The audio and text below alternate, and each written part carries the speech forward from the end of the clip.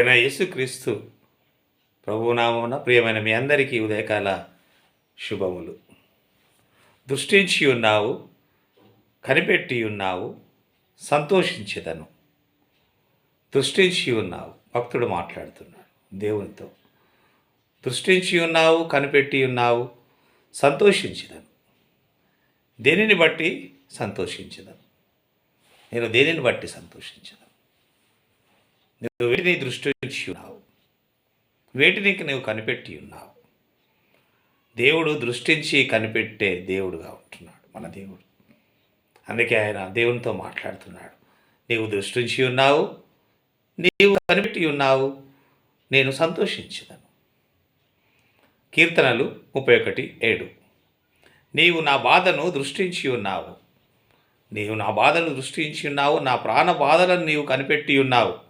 కావున నీ కృపను బట్టి నేను ఆనందభరితుడనై సంతోషించెదను. దావీదు, భక్తుడైన దావీదు గారు దేవునితో మాట్లాడుతున్నారు. నా బాధను దృష్టించి ఉన్నావు, నా ప్రాణ బాధలను నీవు కనిపెట్టి ఉన్నావు. అవును, మన బాధను దృష్టించే దేవుడుగా ఉంటున్నాడు. కొన్నిసార్లు మనుషులు కానీ, మన బంధువులు కానీ, స్నేహితులు కానీ మన బాధను దృష్టించలేకపోతుంటారు. మనం బాధల్లో ఉన్నప్పుడు వాటిని దృష్టించలేకపోతుంటారు. మనం ప్రాణ బాధలు ఉంటాయి, ప్రాణం మీదకి వచ్చింది అని మనం విచారపడుతుంటాం. ఇంత ప్రాణం మీదకి తెచ్చుకున్నాము, ఈ విధంగా మేమే చేసుకున్నాము, ఇదంతా మా ప్రాణం మీదకి వచ్చింది అని మనం బాధపడుతుంటాం. మన ప్రాణ బాధలు, మన ప్రాణం గురించి మనం బాధపడుతుంటాం. మన అనారోగ్యం గురించి మనం బాధపడుతుంటాం. మనం మరణ పడకల మీద ఉన్నప్పుడు ఇంకా చావే మనకు వచ్చేసింది, ఇక మనం జీవించలేము, మనం మరణిస్తామేమో అన్న ప్రాణ బాధలు మనం కలిగి ఉంటాం. ఇంక అయిపోయింది నా పని అనుకుంటాం. కానీ వాటన్నిటినీ దేవుడు కనిపెడుతున్నాడు.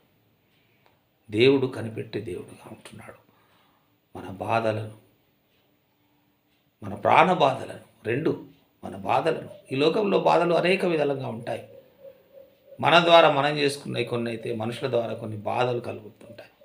మనల్ని బాధ పెట్టేవారు ఉంటారు, మనల్ని ఇబ్బంది పెట్టేవారు ఉంటారు, మనల్ని హింసించేవారు ఉంటారు, దూషించేవారు, ఇలా అనేక రకాలుగా మన మధ్యలో ఉంటుంటారు. మన బాధ కలిగించేవారు అనేకులు ఉంటారు. కానీ దేవుడు వాటిని దృష్టిస్తున్నాడు. మనం అనుకుంటాం మన బాధలు ఇంత బాధ పెడుతున్నారు, అయ్యో ఎలా అని మనం అనుకుంటాం. కానీ దేవుడు మన బాధను దృష్టించే దేవుడుగా ఉంటుంది. ఏ బాధలో ఉన్నా, ఎటువంటి బాధలో ఉన్నా, నీకు ఎటువంటి బాధలు అయినా ఒక దృష్టి ఉంది, అది దేవుని దృష్టి. నీ బాధల మీద దేవుని యొక్క దృష్టి ఉంది. నీ ప్రాణ బాధలను ఆయన కనిపెట్టే దేవుడుగా ఉంటున్నాడు.